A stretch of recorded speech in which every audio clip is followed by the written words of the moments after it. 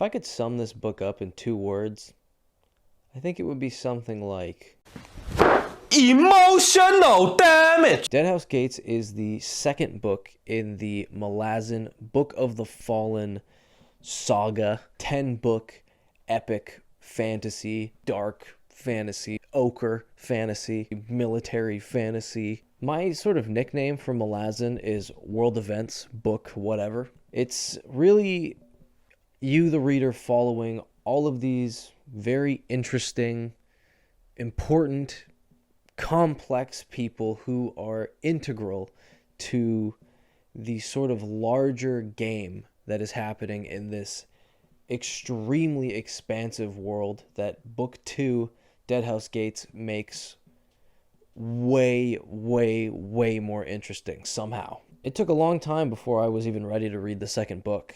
Gardens of the Moon was very different than what I was used to. Steven Erikson's writing style, the confidence in the way he writes, is something that has been very difficult for me to find in other books. Deadhouse Gates solidifies the tone of Malazan, in my opinion.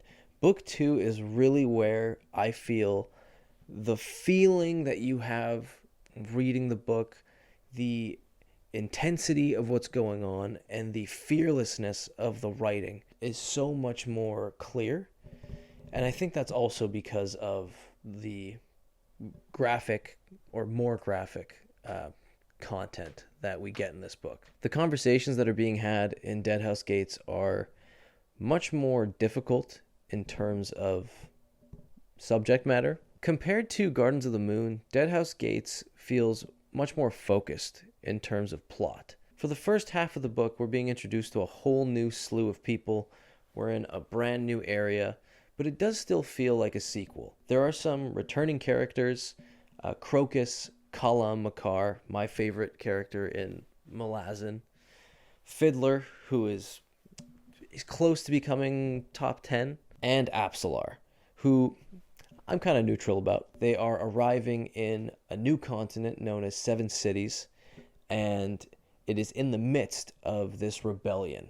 A rebellion known as the Army of the Apocalypse is beginning their offensive against the Malazan Empire and are attempting to take back the Seven Cities. And in the midst of all of this chaos, there are a bunch of perspectives that we are getting. We have the returning characters from Gardens of the Moon. We also have a duo, Ikariam and Mappo, who they might be my favorite duo in fantasy so far. I'm trying to think of a list of duos, but I don't know. They're a pretty clear winner for me right now.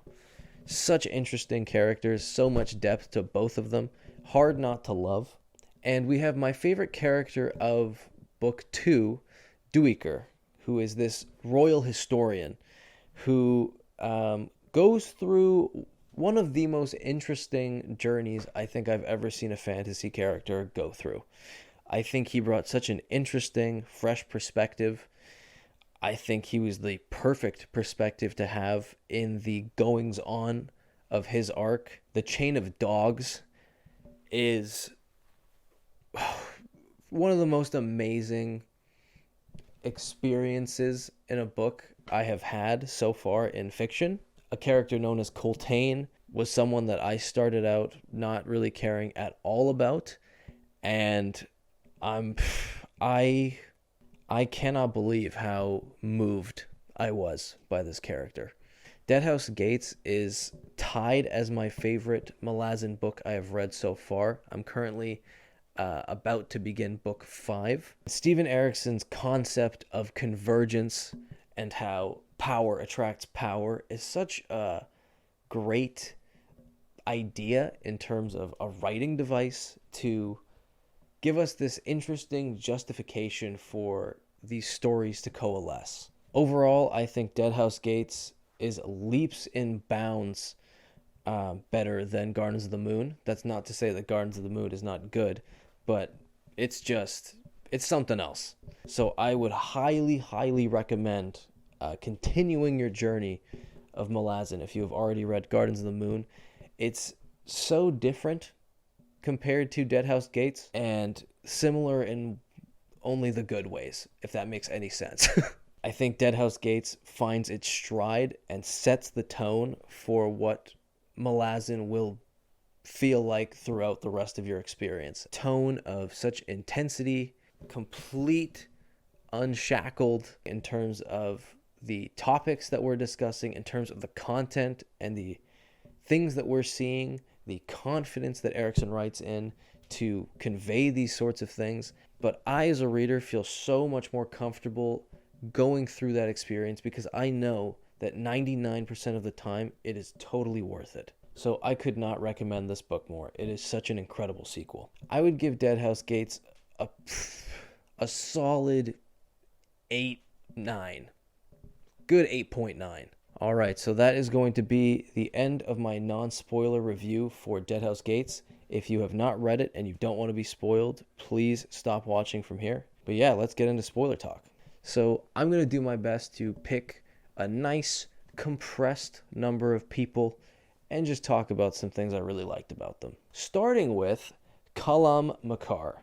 I was so happy that he split off and just started doing his own thing. I want any excuse to see Kalam fight. I want any excuse to see Kalam interact with people, try to sneak around, just seeing him do anything, just seeing him think about stuff.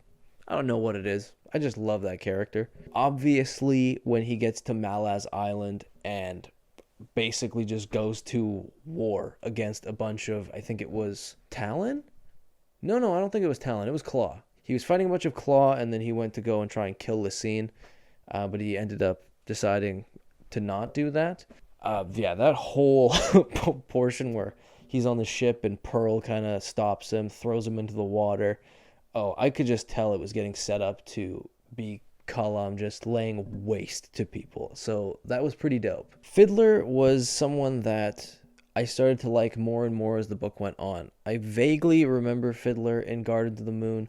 I remember him doing a couple of things. He wasn't really doing a ton. I felt like they were pointing out that Fiddler was very good with the deck of dragons. He had some sort of natural attunement to divination, something to that effect. And you could kind of see that throughout this book, that Fiddler just has like this sort of sixth sense. He just like feels, whenever he just starts to feel like things are wrong, and he's usually right. So it was really cool to see how his character progressed in this book. Didn't care too much for Crocus and Absalar. Nothing too memorable in my eyes between them. It seems like Absalar is, for lack of a better term, traumatized. I think that her, if I recall, she was possessed by Hood or the Rope. I think it was the Rope. And I think she has all of his memories and his experiences and skills. So she's not doing too good. And their kind of interactions are just a whole lot of, I'm attracted to you, and she's not.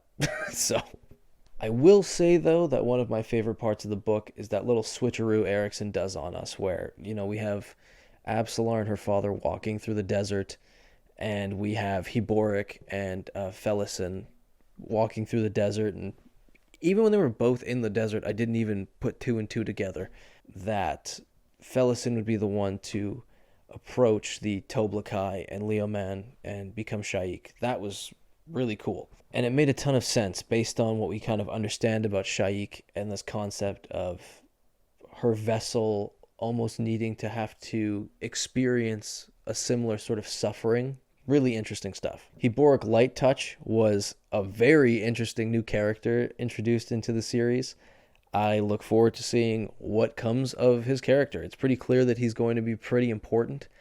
There was a lot going on with him. There's something to do with Otatarl when they worked on the mines, and then all of a sudden he touched that massive jade structure that I can only assume is insanely important.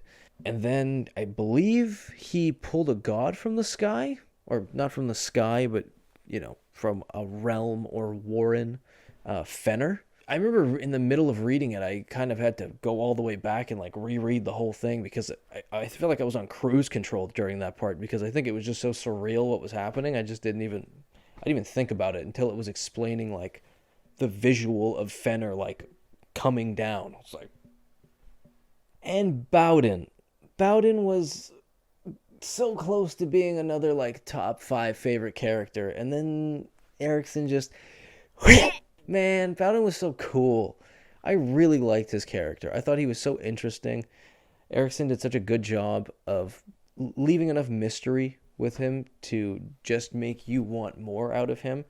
It was a cool way to go out fighting. I forget which one he fights. The Deaver. I think it was Mesrem. Whichever one could turn into a bunch of rats. I don't think it was Rylandaris, but whichever one that was, it was a cool way to go out. But I wanted him to go through the whole series so bad. Maybe he will. Who knows? I don't know. Knowing Erikson, probably not. I think that guy's dead. Oh, while we're here, Deavers.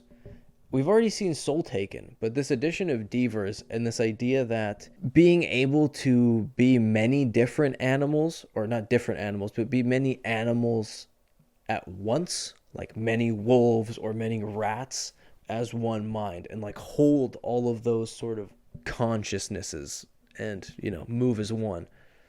Really cool concept. Ikariam and Mappo were a treat in every single page. They were so much fun, such interesting people. I could not get enough of Mappo, being very introspective and held in whenever he saw Ikariam in any sort of vulnerable way. I felt deeply for Mappo.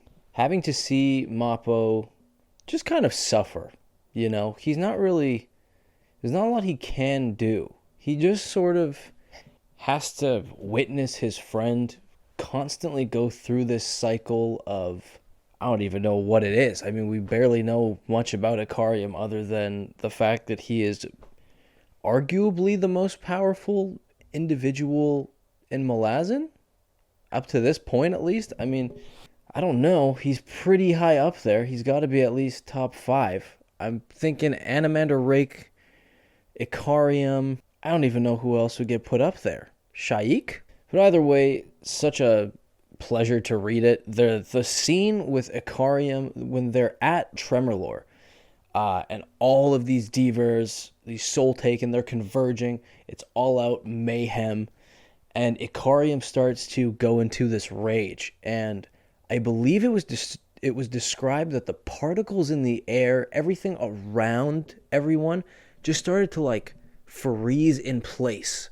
And it just kind of shook there. The visual aid of that, the cinematic quality of that, the anime-esque vibe that I felt reading that was so pungent. It was amazing. And last but certainly not least, hopefully never to be forgotten, Coltane and the Chain of Dogs. I don't really know where to... I could endlessly talk about the Chain of Dogs. I'm sure everyone could endlessly talk about them. I think it really hit me when we started a chapter in the middle of battle. We start this chapter with Dweeker just fighting amidst all of these people. It is all out mayhem. And I remember just getting into the chapter, into the thick of it. We're just right into it. The Chain of Dogs has no breaks. It just has to... These people just have to continue to suffer every single waking hour.